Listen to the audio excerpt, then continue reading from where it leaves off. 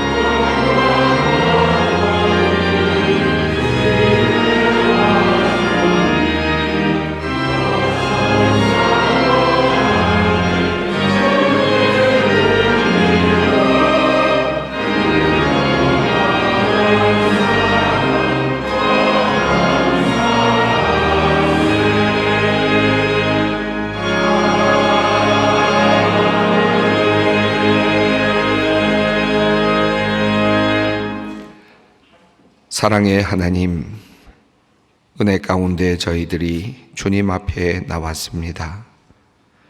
부르시는 음성에 이끌리어 모든 것 용납하시고 용서하시는 주님께로 나왔습니다. 우리 안에 숨겨진 과거의 깊은 후회가 있음을 아시는 주님, 우리 속에 또한 미래를 향한 큰 두려움이 있음도 아십니다. 단 한 번 주신 귀한 이 땅에서의 삶인데 잘 살아보고자 하나 우리의 죄성이 우리를 사로잡아 우리의 삶을 망가뜨리고 우리를 절망하게 만들곤 합니다. 하나님, 늘 양심이 원하지 않는 일들을 살기 위하여라는 핑계로 행하며 또 후회하며 절망하는 우리의 실상을 불쌍히 여겨 주시옵소서. 오늘도 엉켜버린 모든 삶의 문제들, 나의 힘으로는 도저히 해결할 수 없는 사연들을 들고 주님 앞으로 나왔습니다. 모두가 우리의 부족함과 허물, 연약함과 게으름, 탐욕과 욕망이 만들어낸 죄의 소산물들이오니 주님, 오늘 이 시간 우리를 불쌍히 여기시고 긍휼을 베풀어 주시옵소서. 예수 그리스도께서 십자가에서 흘리신 그 보혈, 그 사죄의 은총이 오늘 이 시간 주님 앞에 나와 참여하는 모든 이들에게 임하여 주시옵소서. 지금은 하나님과 나만이 아는 죄를 생각하며 묵묵히 참회의 기도를 드립니다. 누가 정죄하리요? 죽으실 뿐 아니라 다시 살아나신 이는 그리스도 예수시니 그는 하나님 우편에 계신 자요 우리를 위하여 간구하시는 자시니라. 누가 우리를 그리스도의 사랑에서 끊으리요? 그러므로 이제 그리스도 예수 안에 있는 자에게 결코 정죄함이 없느니라. 아멘.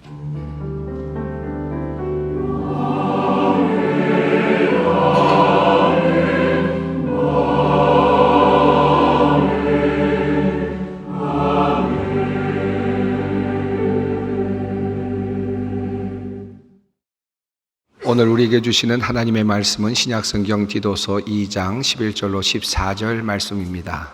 디도서 2장 11절로 14절까지 말씀입니다. 이 계시 말씀을 봉독할 때 다 함께 살아계신 하나님의 음성을 들으실 수 있기를 바랍니다.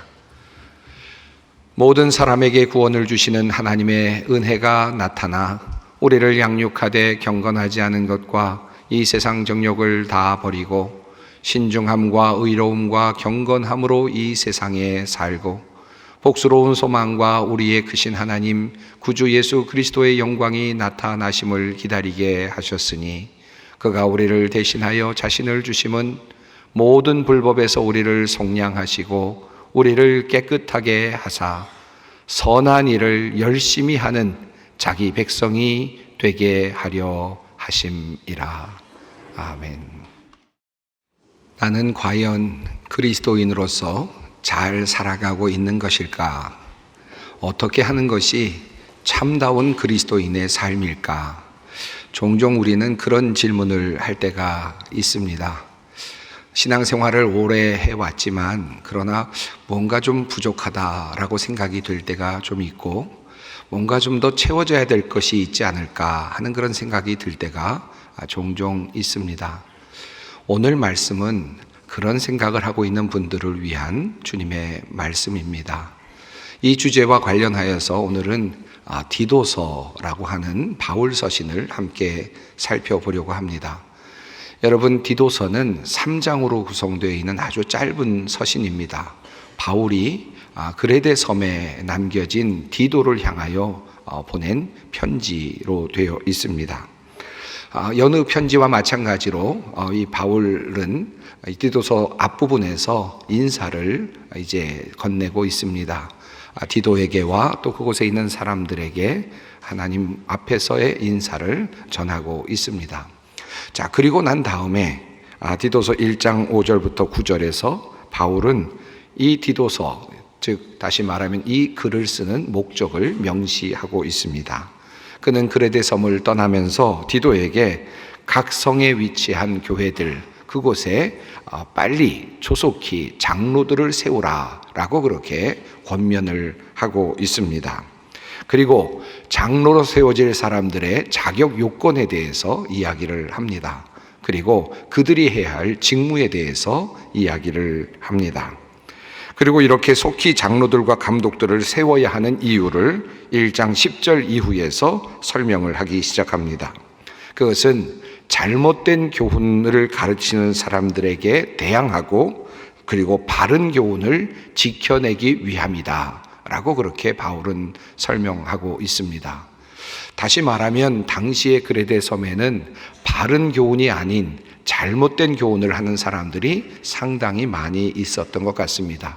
또는 그것이 예상이 되었던 것 같습니다. 그래서 바울 사도는 각 지역마다 교회에 빨리 조속히 장로들을 세우라, 자격 있는 장로들을 세워서 그 직무를 다할 수 있게 하라 라고 그렇게 권면을 한 것입니다. 자, 그렇다면 잘못된 교훈을 가르치는 사람들은 어떤 사람들일까? 또 그것은 어떤 문제가 있는가? 이것에 대하여서 11절은 이렇게 말씀합니다.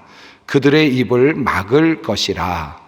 이런 자들이 더러운 이득을 취하려고 마땅하지 아니한 것을 가르쳐 가정들을 온통 무너뜨리는 도다. 바울 사도는 이렇게 말씀을 하고 있습니다. 자, 잘못된 교훈을 말하는 출발점에 대해서 바울 사도는 지적을 하고 있는데요. 그들은 잘못된 교훈을 말하는 이들은 더러운 이득을 취하려는 목적을 가지고 있다라고 그렇게 이야기를 합니다. 그래서 그들은 이득을 얻기 위하여 마땅하지 아니한 것을 가르친다라고 그렇게 이야기를 하죠. 그리고 그것의 결과는 가정들을 무너뜨린다라고 그렇게 바울 사도는 말씀하고 있습니다. 사실 이러한 바울의 진단은 오늘날 모든 이단들 그리고 잘못된 가르침을 전파하는 이들에게서도 여전히 발견되는 공통적인 특징이라고 할 수 있을 것입니다. 성경에 아주 숨겨져 있는 아주 비밀스러운 것을 풀어주는 듯 보이기도 합니다. 그런데 실상은 자기 자신이 다른 사람보다 영적으로 우위에 놓일 것을 원하고 그런 일들을 합니다. 사실은 자신을 섬기도록 하려는 의도가 숨겨져 있습니다. 마침내 교주의 자리에 오르게 되고 하나님을 대신하는 자리에 그가 오르게 됩니다. 이러한 모습을 더러운 이득을 취하려는 자들, 그런 의도라고 바울 사도는 말씀하고 있습니다. 흥미로운 사실은 이러한 잘못된 교훈, 이단적 가르침의 결과는 가정의 파탄으로 이어진다라고 하는 바울의 진단이겠습니다. 오늘도 많은 이단들을 통해서 이와 같은 참으로 안타까운 일들이 일어나고 있음을 우리가 보곤 합니다. 자, 그리고 잘못된 교훈은 말로는 하나님을 말하지만, 신앙을 말하지만, 그러나 실제로는 삶과 그리고 행위로는 나타나지 않는다. 그 믿음의 결과가 삶으로, 행위로 나타나지 않는다라고 그렇게 말하고 있습니다. 그들이 하나님을 시인하나 행위로는 부인하니 가증한 자요 복종하지 아니하는 자요 모든 선한 일을 버리는 자니라. 매우 영적인 것 같고 그리고 매우 고매한 듯 보이지만 잘못된 교훈, 이단적인 교훈은 이 땅에서의 삶에 열매가 없다라고 그렇게 말씀하고 있습니다. 이 세상에서의 삶을 무가치한 것처럼 그렇게 폄하하면서 사람들에게 긴박한 종말의식을 강조하면서 정작 자신은 더러운 이익을 취하려고 한다라고 하는 그런 진단이겠습니다. 무엇보다도 이 땅에서의 모든 선한 일에 대하여 관심을 두지 않는다는 것입니다. 현실의 삶에서의 열매 없음을 도리어 영적인 것으로 그렇게 오해하도록 만들면서 이 땅에서의 삶에 대해서는 무가치한 삶으로 그렇게 여기도록 하며 그렇게 잘못된 가르침을 가르치고 있다라고 하는 말씀입니다.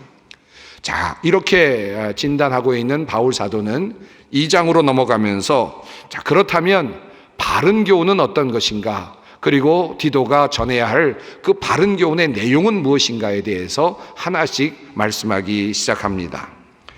그리고 이 바른 교훈의 내용을 5 부류의 사람들로 분류하면서 설명을 하기 시작합니다. 사실 이 부분은 흥미로운 전개라고 할 수 있겠습니다. 여러분 생각해 보시기 바랍니다. 바른 교훈이다라고 하면 누구에게나 적용이 가능한 교훈이어야 하지 않겠습니까?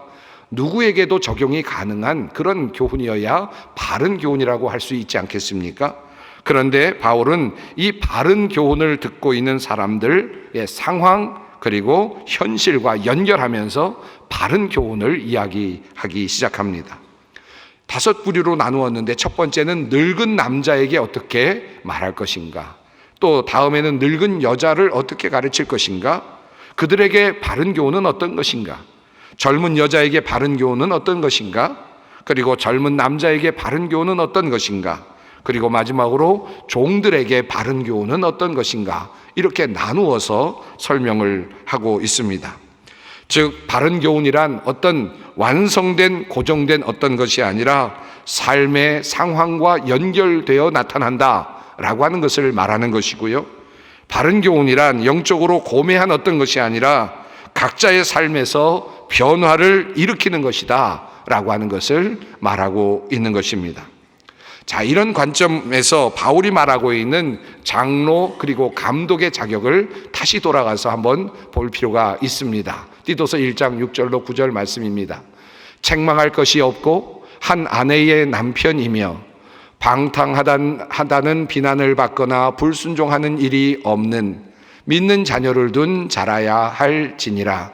감독은 하나님의 청지기로서 책망할 것이 없고 제 고집대로 하지 아니하며 급히 분내지 아니하며 술을 즐기지 아니하며 구타하지 아니하며 더러운 이득을 탐하지 아니하며 오직 나그네를 대접하며 선행을 좋아하며 신중하며 의로우며 거룩하며 절제하며 미쁜 말씀의 가르침을 그대로 지켜야 하리니. 이것이 바울이 말하고 있는 장로의 자격, 감독의 자격입니다. 그냥 읽어 내려가다 보면 당연한 이야기처럼 그렇게 보이기도 하지만 사실 바울이 말하고 있는 내용은 심오한 진리를 담고 있습니다. 지금 바울 사도는 장로의 자격에 대하여 말하면서 방언을 유창하게 해야 한다라는 이야기를 하지 않고 있습니다. 예언하는 능력을 가지고 있어야 한다라고도 말하지 않았습니다. 또는 다른 사람의 속을 꿰뚫어보는 영적 상태를 진단해 주는 그와 같은 능력을 가지고 있는 사람이 장로가 되어야 된다라고 그렇게 말하지 않습니다. 그저 그냥 읽으면 당연한 것처럼 보이지만 그냥 일상적인 그런 삶의 자세, 삶의 이야기들을 건네고 있습니다. 책망할 것이 없는 아내의 남편이어야 하고, 믿는 자녀를 둔 아버지여야 하고, 제 고집대로 아니해야 하고, 급히 분내지 아니해야 하고, 술을 즐기지 않고 구타하지 않아야 하고, 나그네를 대접하며 선행을 좋아하는 사람, 절제하며 말씀을 지키려고 애쓰는 사람이어야 한다라고 그렇게 말하고 있죠. 여러분, 앞서서 나쁜 교훈, 나쁜 가르침을 가르치는 자들의 결과가 무엇이었습니까? 가정을 피폐하게 만든다라고 그렇게 말하였습니다. 자, 그런데 지금 장로의 자격은 어떻습니까? 가정을 살리는 모습으로 나타납니다. 한 아내의 남편이 되어야 하고, 믿는 자녀를 둔 아버지여야 한다. 가족을 잘 이끌고 가정을 잘 이끄는 사람, 가정을 잘 살리는 사람이 영적 지도자가 되어야 한다라고 하는 말씀을 하고 있는 것입니다. 지극히 현실적이지요. 그런데 이 현실의 삶에서 드러나는 모습이 진정한 영적 지도자의 모습이다라고 하는 사실을 바울은 우리에게 말씀하고 있는 것입니다. 5 부류로 나누어서 전하는 2장 첫 부분의 내용도 같습니다. 자, 한번 보십시다. 늙은 남자로는 절제하며 경건하며 신중하며 믿음과 사랑과 인내함에 온전하게 하고, 늙은 여자로는 이와 같이 행실이 거룩하며 모함하지 말며 많은 술의 종이 되지 아니하며 선한 것을 가르치는 자들이 되고, 그들로 젊은 여자들을 교훈하되 그 남편과 자녀를 사랑하며 신중하며 순전하며 집안일을 하며 선하며 자기 남편에게 복종하게 하라. 이는 하나님의 말씀이 비방을 받지 않게 하려 함이라. 하나도 영적인 것이 없어 보입니다. 기도를 많이 해야 된다든가, 기도를 오래 해야 된다거나, 또는 방언으로 말해야 된다거나 하는 그런 내용들이 없습니다. 그저 일반적인 세속적인 일상처럼 보입니다. 그런데 이렇게 살아갈 수 있도록 가르치라고 바울은 디도에게 명령하고 있습니다. 이것이 잘못된 교훈을 말하는 자, 이단들과 다른 점이다 라는 사실을 분명하게 알려주고 있습니다. 사실 우리는 신앙생활을 하면서 종종 고민에 빠질 때가 있죠. 이렇게 신앙생활을 해도 되나 하는 그런 생각을 할 때가 있습니다. 그저 남편으로, 그저 아버지로, 그저 그냥 절약하고 아둥바둥 살아가는 한 인간으로, 세속적인 삶에서 그저 그렇게 살아가는 한 인간으로, 회사원으로 살아가는 그리스도인, 그저 이 정도만으로 되는가 하는 그런 생각을 할 때가 있죠. 그리고 때로는 그것이 조바심이 될 때도 있습니다. 때로는 그것이 무료함으로 느껴질 때도 종종 있습니다. 이러한 무료함이 때로는 나의 신앙을 더 부추기고 더 깊은 곳으로 나아가도록 하는 동력이 될 때도 물론 있습니다. 그러나 때로는 반대로 이러한 생각이 우리를 잘못된 신앙으로 이끌 때가 또한 있습니다. 대표적인 케이스가 바로 이단으로 넘어가는 경우들입니다. 이단으로 넘어가는 대부분의 사람들은 일상의 삶 속에서, 세속의 삶 속에서 만족한 삶을 살지 못합니다. 더 큰 어떤 영적인 경험, 신비적인 체험과 같은 것이 있어야 진정한 신앙인이 아닐까라는 생각을 하고 끊임없이 그것을 추구하는 경향들이 있습니다. 더 잘 믿으려고 하다가 도리어 잘못된 것으로 빠지는 경우들이 종종 있습니다. 물론 그 배경에는 욕심이 있고, 그 배경에는 이기심이 있고, 그 안에는 교만함이 자리하고 있습니다. 초대교회도 그랬습니다. 그리고 첫 복음이 전파되던 그때도 그랬고, 지금도 여전히 그와 같은 일들이 반복적으로 일어나고 있습니다. 바울을 통하여 주시는 하나님의 복음은 그러나 분명합니다. 철저하게 이 땅에 뿌리를 내리도록 하고 있습니다. 가정을 잘 돌보고 자녀들을 바르게 가르치고 모함하거나 거짓말하지 아니하고 많은 술의 종이 되지 아니하는 모습, 또 집안의 일을 잘 감당하는 모습, 종들은 상전에게 순종하는 모습을 보이는 것, 이것이 바로 바른 교훈을 추구하는 것이고 복음을 믿는 사람들이 갖게 되는 삶의 모습이라고 분명하게 말씀하고 있습니다. 자, 이렇게 이런 이야기를 이어오던 바울은 이제 오늘 본문 말씀인 2장 11절로 14절에 있는 말씀 앞에 놓이게 됩니다. 그리고 이곳에서 자신이 이렇게 주장하는 그 복음의 진술을 논리적으로, 영적으로 한 문장으로 설명하기 시작합니다. 이 내용은 디도서에 있어서는 매우 중심이 되는 구절이라고 할 수 있습니다. 그리고 이 한 문장이 디도서를 모두 관통하고 있는 핵심적인 내용이라고도 말할 수 있겠습니다. 이 내용으로 조금 더 깊이 들어가 보겠습니다. 디도서 2장 11절 말씀 이렇게 시작이 됩니다. 모든 사람에게 구원을 주시는 하나님의 은혜가 나타나. 이 나타났다라고 하는 에피파이노라고 하는 이 단어는 이 강조하듯 맨 앞에 놓여져 있습니다. 나타났다. 하나님의 은혜가 나타났다. 나타났다. 모든 인류를 구속하는 하나님의 은혜가 나타났다. 라고 그렇게 강조하듯 이 문장이 시작이 되고 있습니다. 무엇이 나타났다는 것입니까? 은혜가 나타났다. 라고 하는 것입니다. 여러분, 이 세상이 맨 처음 창조될 때 제일 먼저 나타났던 것이 있었습니다. 이 세상이 나타났죠. 하나님의 말씀에 의하여 하나님께서 말씀하시자 그 모든 것들이 이 세상에 나타났습니다. 이것이 우리의 삶의 시작이었고 이 피조세계의 역사였습니다. 온 세상이 처음에 만들어졌고 나타났습니다. 그리고 마지막에 또 나타날 것을 우리는 기대하고 있죠. 하나님께서 종말을 마지막을 마무리하실 때 주 예수 그리스도께서 재림하시고 영광스러운 모습으로 나타나실 것입니다. 바로 이 심판의 자리, 이것을 우리는 기대하고 있습니다. 그런데 하나님께서 이 세상을 창조하시고 그리고 마지막에 심판으로 나타나실 그 사이에 하나님의 은혜가 나타났다라고 그렇게 성경은 말씀하고 있습니다. 그 은혜, 그 나타나신 은혜는 무엇이겠습니까? 그것은 바로 예수 그리스도를 통하여 나타난 은혜이겠습니다. 우리는 모두 죽을 운명 속에 있었습니다. 구원을 갈망하고 있었던 인간이 전제되어 있습니다. 모든 인간들은 죄로 신음하고 있었고 그리고 모든 인간들은 사망의 굴레 가운데 힘들게 살아가고 있었습니다. 그 모든 인류를 구원하시기 위하여 하나님께서는 예수 그리스도를 보내셨고 예수 그리스도께서는 이 땅에 오셔서 십자가를 지심으로 모든 죄인들의 죄를 대속하시고 그들을 구원하여 주셨습니다. 사망에서 다시 건져내시는 역사를 이루어 내셨습니다.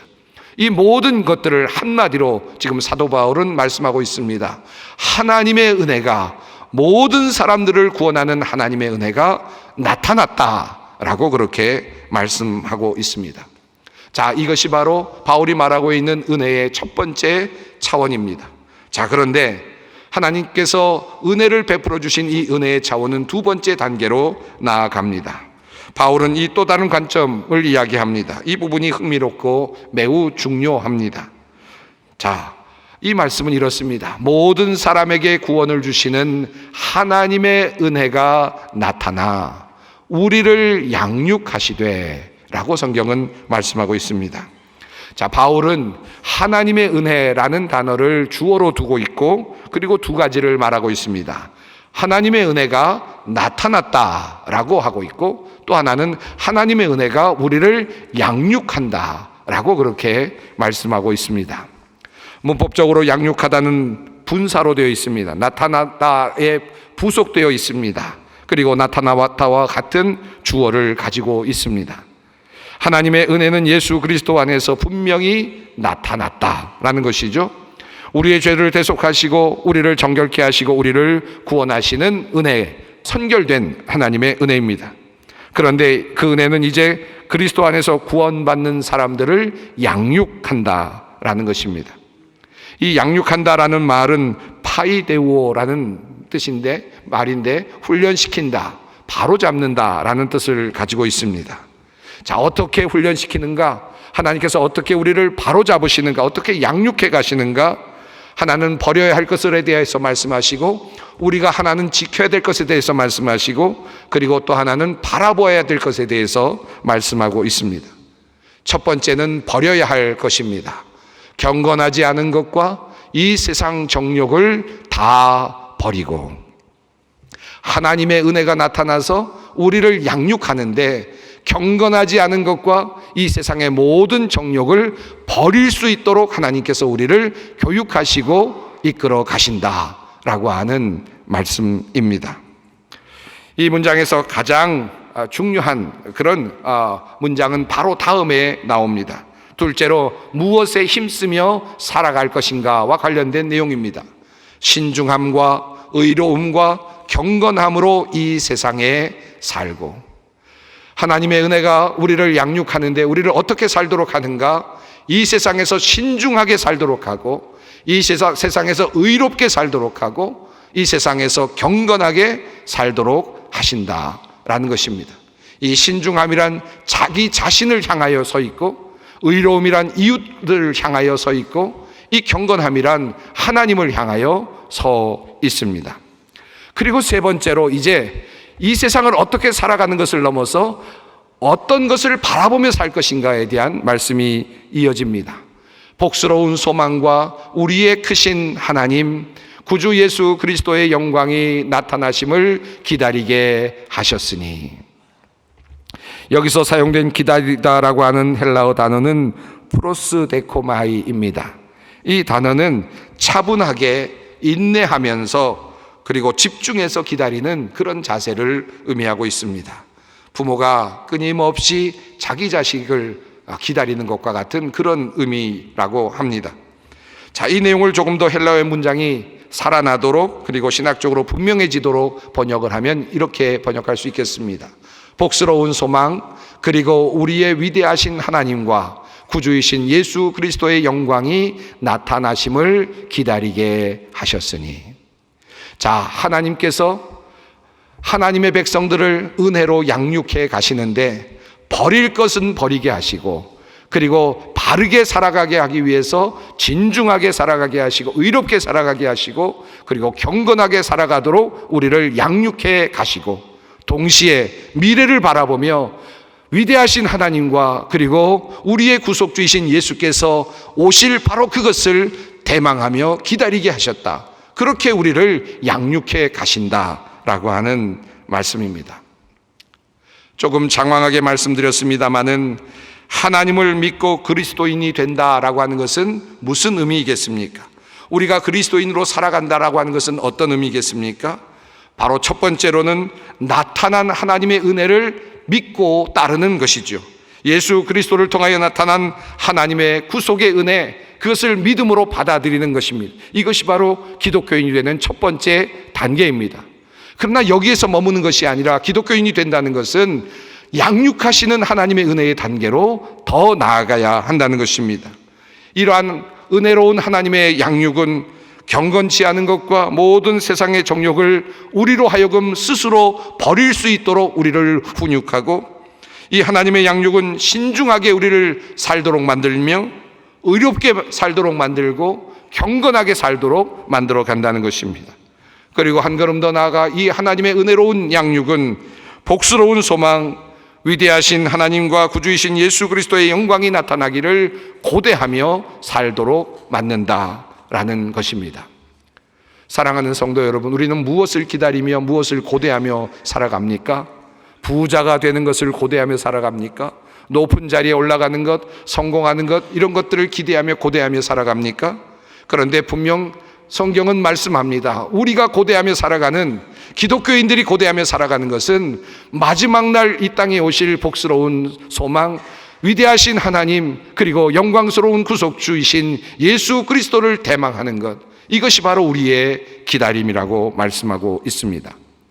자, 이렇게 나타난다라고 하는 은혜, 그리고 또한 양육한다라고 하는 그 은혜의 차원이 하나로 묶이면서 한 문장이 마지막에 콤마로 연결이 됩니다. 그가 우리를 대신하여 자신을 주심은 모든 불법에서 우리를 속량하시고 우리를 깨끗하게 하사 선한 일을 열심히 하는 자기 백성이 되게 하려 하심이라. 이 본문에서 앞에 나오는 내용은 은혜가 나타났다라는 것과 연결이 되어 있지요. 그가 우리를 대신하여 자신을 주심은 모든 불법에서 우리를 속량하시고 우리를 깨끗하게 하사. 하나님의 은혜가 그렇게 나타났죠. 자, 그런데 그 다음에 어떻습니까? 양육하시는 하나님의 은혜가 이어집니다. 선한 일을 열심히 하는 자기 백성이 되게 하려 하심이라. 사랑하는 성도 여러분, 하나님의 구속의 역사, 은혜의 역사는 단지 십자가 위에서 우리의 죄를 사하시는 바로 그 갈보리 언덕 십자가에서 그저 머물러 있는 것이 아닙니다. 그것이 아닙니다. 우리가 그저 우리의 구원을 보기 위해서 십자가 앞에만 가야 되는 것이 아니고, 갈보리 언덕에 가야만 되는 것이 아니고, 그 성지에 가야만 되는 것이 아닙니다. 하나님의 구속의 역사는 끊임없이 이어지며 우리를 양육합니다. 그리고 우리의 삶의 깊은 부분까지 침투해 들어오는 것입니다. 그러므로 하나님의 은혜는 결혼해서 남편과 아내로 살아가는 그 가족의 현실 안으로 하나님의 은혜가 들어오는 것입니다. 자녀를 키우는 그 자리로 하나님의 은혜가 들어오는 것입니다. 자녀를 사랑하고 순전하게 집안일을 하며 배우자에게 서로 순종하고 사랑하며, 그리고 또한 상전에게 복종하는 그런 모습 속에 하나님의 은혜가 나타나고 드러나는 것입니다. 하나님의 은혜로 양육받고 있음이 그와 같은 삶의 모습 속에서 나타나고 반증되는 것입니다. 모함하지 아니하고 거짓말하지 않으며 분노하지 않는 삶의 모습 속에 하나님의 자녀됨이 나타나는 것입니다. 사랑하는 성도 여러분, 이것은 단번에 이루어지는 것은 아닙니다. 그러므로 성경은 양육된다라고 말씀하고 있지 않습니까? 하나님의 은혜가 우리를 양육하시는 겁니다. 하나님의 은혜가 나를 만들어 가시는 겁니다. 여기서 중요한 것은 내가 내 힘으로 하는 것이 아니라는 것입니다. 이 모든 것은 하나님의 은혜로 가능한 것입니다. 하나님께서 원하시는 영적 성숙은 남들이 하지 못하는 방언을 말하거나 알지 못하는 예언을 말하는 데 있지 않습니다. 하나님께서 때로 필요하실 때에 그러한 사람들을 사용하시고 또한 그들에게 능력도 주시겠죠. 그러나 하나님께서 진정 원하시는 그리스도인은 선한 삶을 살아내는 사람입니다.